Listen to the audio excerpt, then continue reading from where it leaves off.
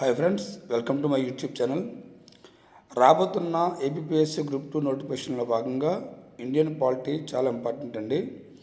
ఈ ఇండియన్ పాలిటీలో రోజుకో టాపిక్ చేసుకుంటూ వస్తున్నాను. సో ఇప్పుడు రాజ్యాంగ రచన గురించి ఇప్పుడు మాట్లాడుకుందాం. సూటిగా సుత్తి లేకుండా టాపిక్లకు వెళ్ళిపోదామండి.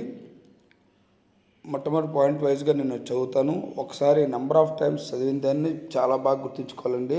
చాలాసార్లు ఇచ్చిన వీటిని నెంబర్ ఆఫ్ టైమ్స్ చదువుతాను నేను. భారతదేశానికి ఒక రాజ్యాంగ నిర్మాణ సభ ఉండాలని మొదటిసారిగా భారతదేశంలో కమ్యూనిస్టు ఉద్యమం అగ్రగామి మరియు రాడికల్ డెమోక్రటిక్ సిద్ధాంతవాది అయిన ఎంఎన్ రాయ్ ప్రతిపాదించారండి. ఎంఎన్ రాయ్, మానవేంద్రనాథ్ రాయ్. ఇతను 1934లో ప్రతిపాదించడం జరిగింది. చాలా ఇంపార్టెంట్ అండి. భారతదేశానికి ఖచ్చితంగా ఒక రాజ్యాంగ నిర్మాణ సభ ఉండాలని మొట్టమొదటి సూచించిన వ్యక్తి ఎవరు అంటే ఎంఎన్ రాయ్. ఇది 1934. అలాగే సెకండ్ పాయింట్కి వస్తే 1935వ సంవత్సరంలో భారత జాతీయ కాంగ్రెస్ మొట్టమొదటిసారిగా భారత రాజ్యాంగాన్ని ఏర్పాటు చేసుకోవడానికి ఒక రాజ్యాంగ నిర్మాణ సభ కావాలని అధికారికంగా డిమాండ్ చేసిందండి. సో భారత జాతీయ కాంగ్రెస్ అయితే ఇక్కడ మొట్టమొదటిసారిగా 1935లో ఒక రాజ్యాంగ నిర్మాణ సభ కావాలని అధికారికంగా డిమాండ్ చేయడం జరిగిందండి. అయితే వయోజన ఓటింగ్ ద్వారా ఎన్నికైన రాజ్యాంగ నిర్మాణ సభచే బయటివారి ప్రమేయం లేకుండా స్వతంత్ర భారతదేశం రాజ్యాంగాన్ని ఏర్పరచుకోవాలని భారత జాతీయ కాంగ్రెస్ పక్షాన జవహర్లాల్ నెహ్రూ 1938లో ప్రకటన చేశారండి. ఇక్కడ 1934లో ఎంఎన్ రాయ్, 1935లో భారత జాతీయ కాంగ్రెస్ అధికారికంగా ప్రకటించడం, అలాగే జవహర్లాల్ నెహ్రూ గారు 1938లో ప్రకటన చేయడం అనేది జరిగింది. చాలా ఇంపార్టెంట్. ఈ డిమాండ్ సూత్రప్రాయంగా భారత ప్రభుత్వం, అప్పుడు బ్రిటిష్ ప్రభుత్వం అండి, సో ఆగస్ట్ ఆఫర్ ద్వారా అంగీకరించింది. ఎందుకంటే ఈ 1940లో ఆగస్ట్ ఆఫర్ అనేది మన ఇండియా వాళ్ళకి బ్రిటిష్ ప్రభుత్వం ఇవ్వడం జరిగింది. ఆ సందర్భంగా మీరు రాజ్యాంగ నిర్మాణ సభ ఏర్పాటు చేసుకోవచ్చు అని చెప్పేసి సూత్రప్రాయంగా అంగీకరించింది. ఇది ఎప్పుడు అమలైందంటే ఈ క్యాబినెట్ మిషన్ ప్లాన్ అనేది ఒకటి వచ్చిందండి. ఈ ఏర్పరిచిన పథకం ద్వారా రాజ్యాంగ నిర్మాణ సభను నవంబర్ 1946లో ఏర్పరిచారు. ఇక్కడ బాగా ఇంపార్టెంట్ అండి, చాలాసార్లు అడిగాడు. క్యాబినెట్ మిషన్ ప్లాన్లో ఎవరెవరు ఉంటారు, అధ్యక్షులు ఎవరు అనేది చాలా ఇంపార్టెంట్. సో ఈ క్యాబినెట్ మిషన్ ప్లాన్ 1946 అని గుర్తుంచుకోవాలి. ఇక్కడ ముగ్గురు ఉంటారండి, బెతిక్ లారెన్స్, స్టాఫర్డ్ క్రిప్స్, అలాగే ఏవి అలెగ్జాండరు. ఇక్కడ వాడు ఎలా అడుగుతాడంటే క్రింది వారిలో క్యాబినెట్ మిషన్ ప్లాన్లో లేనివారు ఎవరని అడుగుతాడు. లేనివారు అడిగాడంటే ఉన్నవారు ముందు మనకు తెలియాలి. సో ఇక్కడ బెతిక్ లారెన్స్ అధ్యక్షుడిగా, స్టాఫర్డ్ క్రిప్స్ మెంబర్గా, అలాగే ఏవి అలెగ్జాండర్ మెంబర్గా ఏర్పడడం జరిగింది. అలాగే రాజ్యాంగ నిర్మాణ సభలోని మొత్తం సభ్యుల సంఖ్య ఆ రోజు ఎంత అంటే 389 మంది అండి. అందులో 296 మంది సో బ్రిటిష్ ప్రావిన్సుల నుండి ఎన్నుకోవడం జరిగింది. అలాగే 93 మంది మాత్రం ఈ స్వదేశీ సంస్థానాల నుండి నామినేట్ చేయడం జరిగింది. అయితే ఇక్కడ గుర్తుంచుకోండి, ఈ 296 మందిలో 292 మంది ఈ 11 గవర్నర్ ప్రావిన్సుల నుండి వస్తే ఈ నలుగురు మాత్రం చీఫ్ కమిషనరేట్ల నుండి రావడం జరిగిందండి. అంటే మనకు అప్పుడు చీఫ్ కమిషనరేట్లు 4 ఉండేవి, తలా ఒకటి ఏర్పాటు చేయడం జరిగింది. సో మొత్తానికి అది 296, 93, 389 మందిని ఎన్నుకోవడం జరిగింది. ఇది ఎలా ఎన్నుకున్నారంటే అక్కడ ఉన్న విధానసభలో ఉన్న సభ్యులు సో ఎన్నుకోవడం అనేది జరిగింది జనాభా ప్రాతిపదికన. సో ఇక్కడ పాకిస్తాన్ ముస్లిం లీగ్ వైదొలిగినప్పుడైతే, అంటే మనకు స్వతంత్రం వచ్చిన తర్వాత పాకిస్తాన్ ముస్లిం లీగ్ వైదొలగడం జరిగింది. అప్పుడు మాత్రం 299 మంది అయ్యారు. అక్కడ బ్రిటిష్ ప్రావిన్సుల నుండి 229 మంది, అలాగే స్వదేశీ సంస్థానాల నుండి 70 మంది మాత్రమే ఇక్కడ ఎన్నుకోవడం జరిగింది. అయితే ఓవరాల్గా ఇక్కడ వచ్చేటికి 299. అయితే ఈ మనం ఇదివరకు చెప్పుకున్నాం, ఇంతకుముందు 296 సీట్లలో 292 సీట్లు 11 బ్రిటిష్ గవర్నర్ ప్రావిన్సులు చెందుతాయి. మిగిలిన 4 సీట్లు 4 చీఫ్ కమిషనర్ల ప్రావిన్సులు చెందుతాయని చెప్పాం. అయితే 10 సీట్లు జనాభా ప్రాతిపదికన కేటాయించబడ్డాయి. అంటే ఆ జనాభా ఏంటంటే 1 మిలియన్కి ఒక వ్యక్తి, అలా మనం ఆ రోజు ఎన్నుకోవడం అనేది జరిగింది. ఇది చాలా ఇంపార్టెంట్ అండి. అలాగే జనాభా ప్రాతిపదికగా ఏర్పడ్డ బ్రిటిష్ ప్రావిన్సులకు కేటాయించబడిన సీట్లను 3 ప్రధాన సముదాయాల మధ్య విభజించారు ఆ రోజు. ఒకటి ముస్లిము, అలాగే 2 సిక్కులు, 3 సాధారణ సముదాయాలు అంటే మిగిలిన వాళ్ళందరూ హిందువులు, అలాగే మిగిలిన ఆ, మతాల వాళ్ళందరూ కూడా సాధారణ సముదాయం కింద వస్తారు. అయితే ప్రతి సముదాయం యొక్క ప్రతినిధులను సంబంధ ప్రావిన్స్ యొక్క విధానసభ ఎన్నుకుంటుందని ఇది నైష్పత్తిక ప్రాతినిధ్య పద్ధతి ద్వారా ఇది ఎన్నుకోవడం అనేది జరుగుతుందండి. అలాగే స్వదేశీ సంస్థానాల ప్రతినిధులను స్వదేశీ సంస్థానాల అధినేతలు నామినేట్ చేస్తారు. ఇక్కడ ఇప్పుడు ఇందాక చెప్పుకున్నామండి, స్వదేశీ సంస్థానాలు మొట్టమొదటి 93 ఉండేవి. తర్వాత పాకిస్తాన్ ఏర్పడిపోయిన తర్వాత 70 స్వదేశీ సంస్థానాలు ఉండేవి. సో అలా మనం గుర్తుంచుకోవాలి. సో అలా అంటే ఇప్పుడు రాజ్యాంగ నిర్మాణ సభ అనేది ప్రత్యక్షంగా ఎన్నుకోబడిన సంస్థ కాదండి. ఇదేంటంటే పాక్షికంగా, పరోక్షంగా, అలాగే ఎన్నుకోబడిన లేదా పాక్షికంగా నామినేట్ చేయబడిన ఒక సంస్థ అనేది మనం బాగా గుర్తుంచుకోవాలి. వాళ్ళు అడుగుతున్నాడు, రాజ్యాంగ నిర్మాణ సభ ప్రత్యక్షంగా ఎన్నుకోబడిందా, పరోక్షంగా ఎన్నుకోబడిందా, నామినేట్ చేయబడిందా, ఎన్నికయ్యి కొంతమంది ఎన్నికయ్యారు, కొంతమంది నామినేట్ చేయబడ్డారు. సో ఈ విధంగా మనకి అడిగే అవకాశం ఉంటుంది. కాబట్టి గుర్తుంచుకోండి, ఇక్కడ పాక్షికంగా ఎన్నికైన మరియు పాక్షికంగా నామినేట్ అయిన సంస్థ అనేది గుర్తుంచుకోవాలండి. తర్వాత చూస్తే రాజ్యాంగ నిర్మాణ సభలోని బ్రిటిష్ ఇండియన్ ప్రావిన్సులకు కేటాయించబడిన 296 సీట్లకు 1946లో జూలై ఆగస్టు మధ్య ఎన్నికలు జరిగాయండి. ఇక్కడ 1946 జూలై ఆగస్టు చాలాసార్లు అడిగాడండి. 1946 జూలై ఆగస్టు మధ్య ఎన్నికలు జరిగాయి. ఎందుకంటే ఈ 296 మందిని ఎన్నుకున్నారు. అలా కాకుండా ఇక్కడ 93 మంది ఖచ్చితంగా ప్రావిన్స్ అదే మనం చెప్పుకున్నట్లు సంస్థానాల నుండి అయితే నామినేట్ చేయబడ్డారు. ఈ 296 మందిలో ఎలా గెలిచారనేది ఒకసారి చూస్తే 208 సీట్లు భారత జాతీయ కాంగ్రెస్కి రావడం జరిగింది, చాలా ఇంపార్టెంట్. అలాగే ముస్లిం లీగ్ 73 సీట్లు మాత్రమే వచ్చాయి. మరి ఇతరులకు 15 సీట్లు. అంటే ఇతరులు అంటే ఇక్కడ మిగిలిన అంటే ఇండివిజువల్గా వేసిన వాళ్ళు, ఇండిపెండెంట్గా వేసిన వాళ్ళు, మహిళలు వీళ్ళందరూ కూడా 15 సీట్లు వచ్చాయండి. సో ఈ స్వదేశీ సంస్థానాల సభ్యులు రాజ్యాంగ నిర్మాణ సభకు దూరంగా ఉండాలని చెప్పి భావించడం వల్ల ఏమైందంటే ఆ 93 సీట్లు మాత్రం అప్పుడు భర్తీ కాలేదండి. అప్పుడు 96 సీట్లు భర్తీ అయ్యాయి. ఈ నిర్మాణ సభలో అన్ని మతాల వారు, అన్ని కులాల వారు, అందరు ప్రముఖులు ఉన్నారు. అయితే చాలాసార్లు అడగడం జరిగింది, గాంధీ జిన్నాలు మాత్రం లేరు. ఎందుకంటే ఇప్పుడైనా గ్రూప్ 2 ప్యాటర్న్ ఎలాగుంటుందంటే క్రింది వాటిలో సరికాదేది, సరైనది ఏది అని అడిగేటప్పుడు ఇక్కడ ఏంటంటే ఖచ్చితంగా మనకు స్టేట్మెంట్ కింద ఇచ్చే అవకాశం ఉంది. కాబట్టి చాలా జాగ్రత్తగా అబ్జర్వ్ చేయండి. గాంధీ జిన్నాలు మాత్రం ఆ యొక్క నిర్మాణ సభలో లేరు. మిగిలిన వాళ్ళు చాలామంది అంటే ప్రముఖులందరూ కూడా ఇందులో ఉండడం అనేది జరిగింది. ఇక్కడ 1946 డిసెంబర్ 9న రాజ్యాంగ సభ నిర్మాణ సభ మొదటిసారి సమావేశమైంది. చాలా ఇంపార్టెంట్ అండి, చాలాసార్లు అడిగాడు. ఇక్కడ మనకి 1946 డిసెంబర్ 9 అనేది చాలా బాగా గుర్తుంచుకోవాలి. సో అలాగే అందరికన్నా వయస్సులో పెద్దవాడైన డాక్టర్ సచ్చిదానంద సిన్హాను ఫ్రెంచ్, ఇక్కడ ఇంపార్టెంట్ ఫ్రెంచ్ సంప్రదాయం అంటే ఇంపార్టెంటు. అలాగే సచ్చిదానంద సిన్హా అనేది చాలా ఇంపార్టెంటు. ప్రకారం తాత్కాలిక అధ్యక్షునిగా ఎన్నుకున్నారు. ఇప్పటికి కూడా మనకి పార్లమెంట్ కానీ శాసనసభ కానీ ఏర్పాటు అయిన వెంటనే ఒక పెద్ద వ్యక్తిని మొట్టమొదటిగా అధ్యక్షునిగా ఎన్నుకుంటారు, అంటే స్పీకర్గా. ఆ తర్వాత ఒరిజినల్ స్పీకర్ ఎన్నుకుంటారు. సో అది సాంప్రదాయం. ఏ సాంప్రదాయం అంటే ఫ్రెంచ్ సాంప్రదాయం. సో తర్వాత డిసెంబర్ 11, 1946 నాడు డాక్టర్ రాజేంద్ర ప్రసాద్, అంటే 2 రోజుల తర్వాత, ఇది డిసెంబర్ 9, ఇది డిసెంబర్ 11, అదే సంవత్సరం గుర్తుంచుకోండి. సో డాక్టర్ రాజేంద్ర ప్రసాద్ను అధ్యక్షునిగా, హెచ్సి ముఖర్జీని ఉపాధ్యక్షునిగా ఎన్నుకోవడం అనేది జరిగిందండి, చాలా ఇంపార్టెంట్.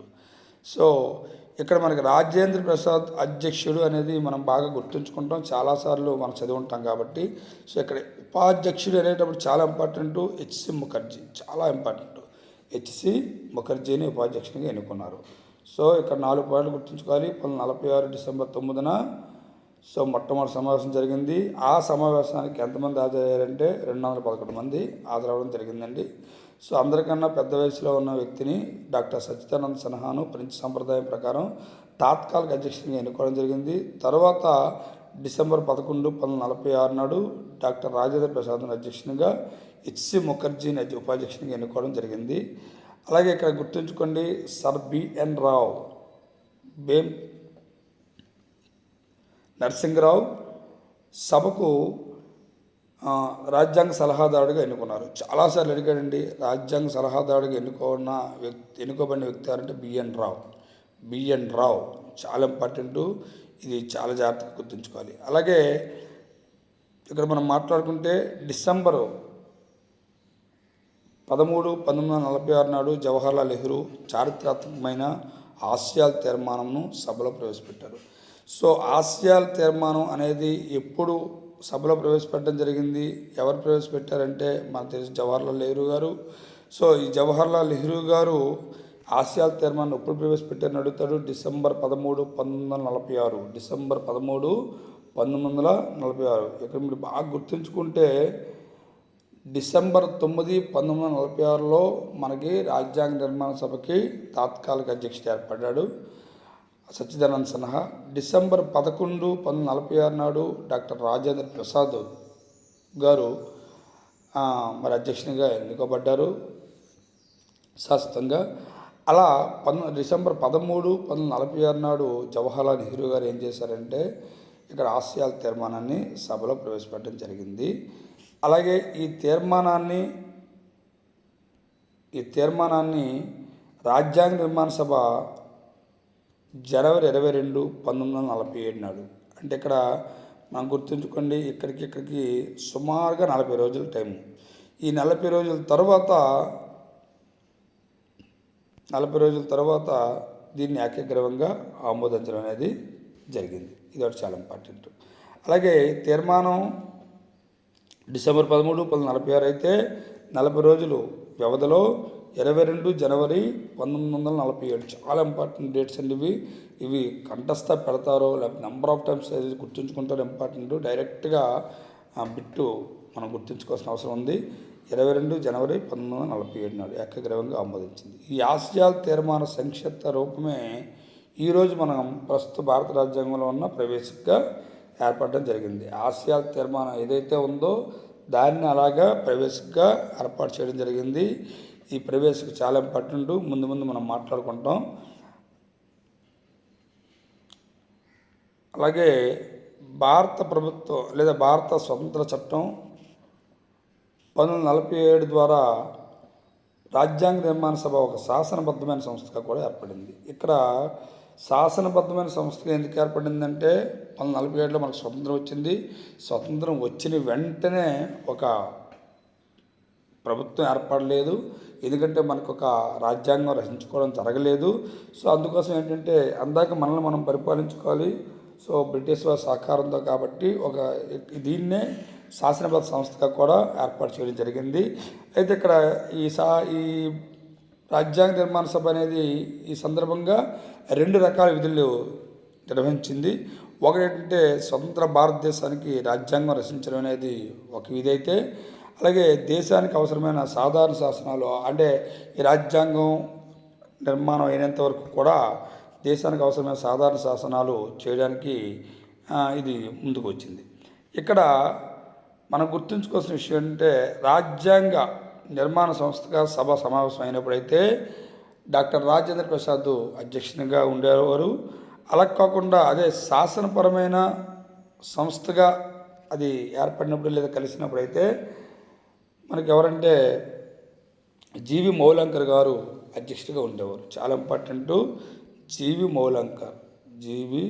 మౌలంకర్ గారు మనకి అధ్యక్షుడిగా ఉండేవారు. చాలా ఇంపార్టెంట్ అండి, ఎందుకంటే జీవి మౌలంకర్ గారు ఇక్కడ శాసనాలు చేస్తున్నప్పుడు లేదా శాసనబద్ధమైన సంస్థగా ఏర్పడినప్పుడు ఖచ్చితంగా జీవి మౌలంకర్ గారు అధ్యక్షుడిగా ఉండేవారు. అలా కాదు రాజ్యాంగం రచించడానికి అనుకున్నప్పుడు మనకి రాజ్యాంగ నిర్మాణ సభకు అధ్యక్షుడిగా ఎవరు ఉండేవారు మనకు తెలుసు, రాజేంద్ర ప్రసాద్ గారు ఉండేవారు. ఉపాధ్యక్షుడు చాలా ఇంపార్టెంట్ అండి, మనకి హెచ్సి ముఖర్జీ ఇది బాగా గుర్తుంచుకోండి.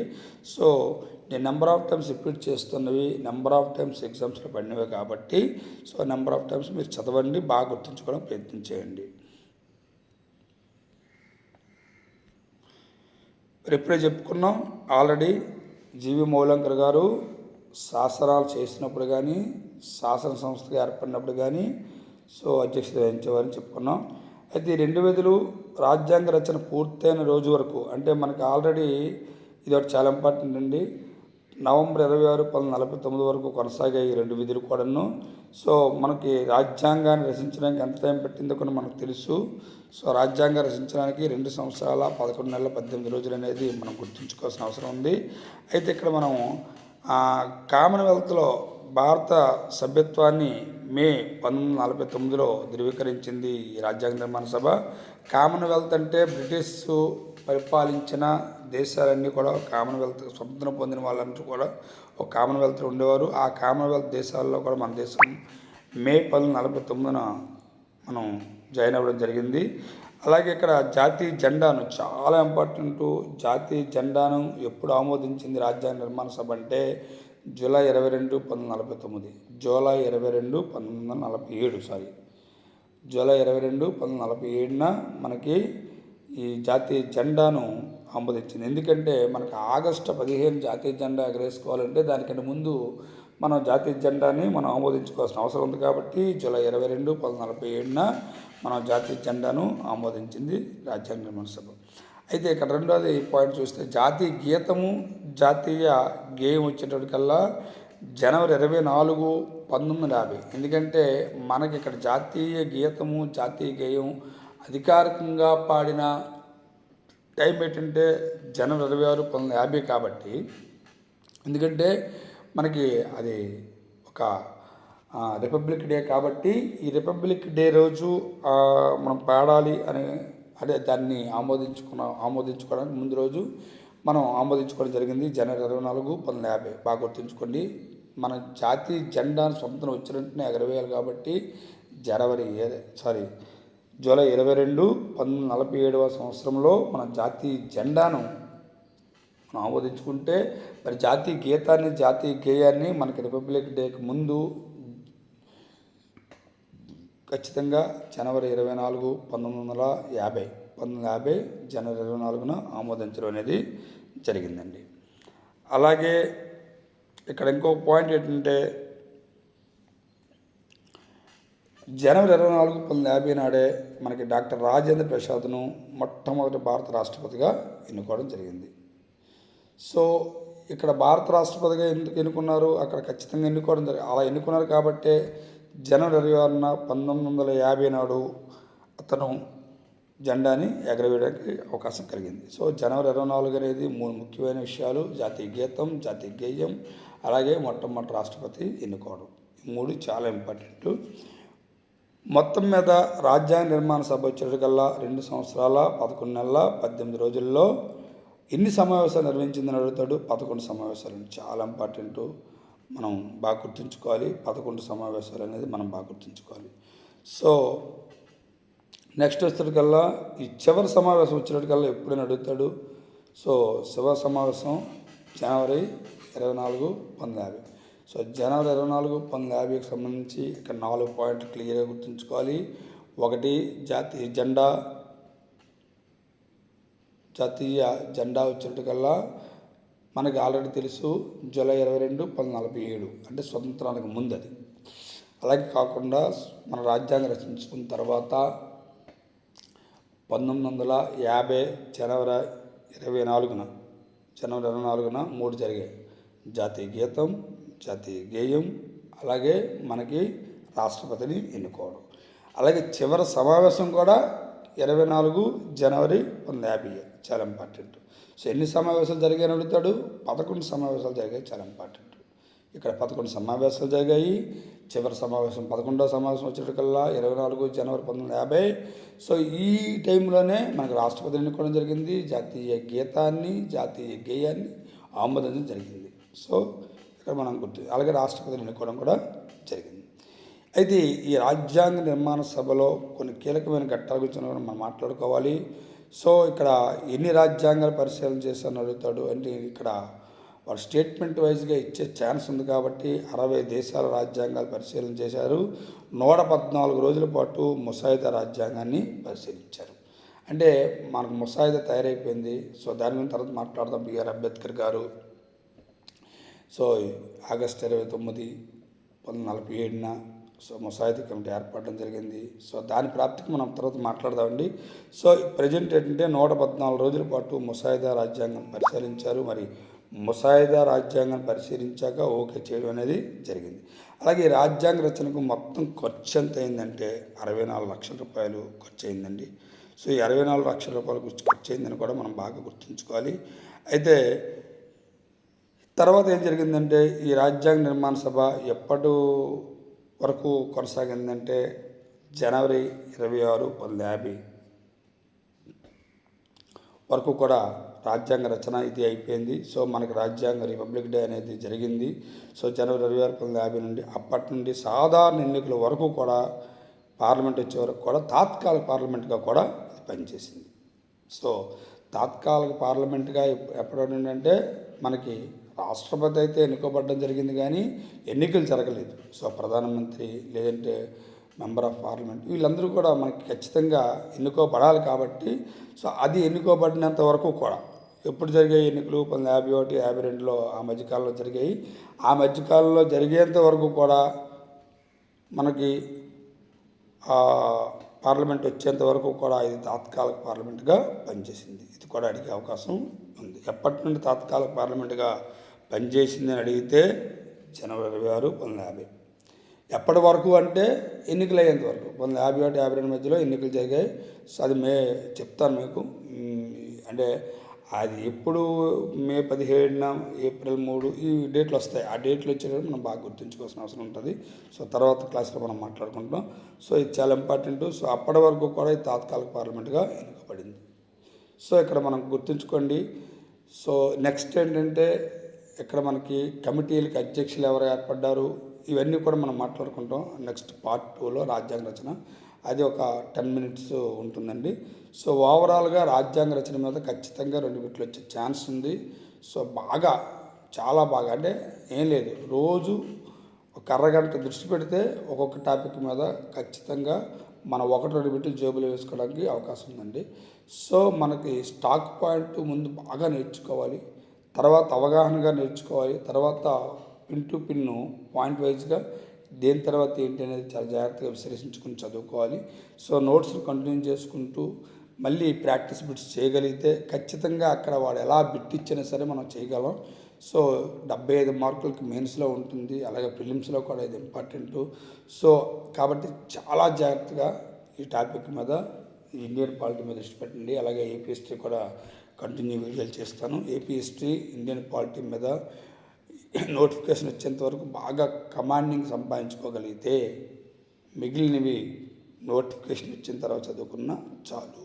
ఈ 2 మనకి స్కోరింగ్ సబ్జెక్ట్స్, వీటి మీదే మనం దృష్టి బాగా పెట్టాలి. చాలామంది నెగ్లెక్ట్ చేస్తారు. అక్కడికి వెళ్ళాక ప్రతి బిట్కి 1 మార్కే, ఈజీగా చేసిన 1 మార్కే, కష్టం చేసిన 1 మార్కే. కాబట్టి ఈజీగా ఉన్న వాటిని వదులుకోకుండా చాలా జాగ్రత్త చేసుకుంటారని, బాగా చదువుతారని ఆశిస్తున్నాను. మీకు ప్రోత్సాహం గట్టిగా ఉంటుంది. దయచేసి మా ఛానల్ని సబ్స్క్రైబ్ చేసుకోండి, మీ ఫ్రెండ్స్ కూడా షేర్ చేయండి, కంటిన్యూగా వాచ్ చేయండి. Thank you very much.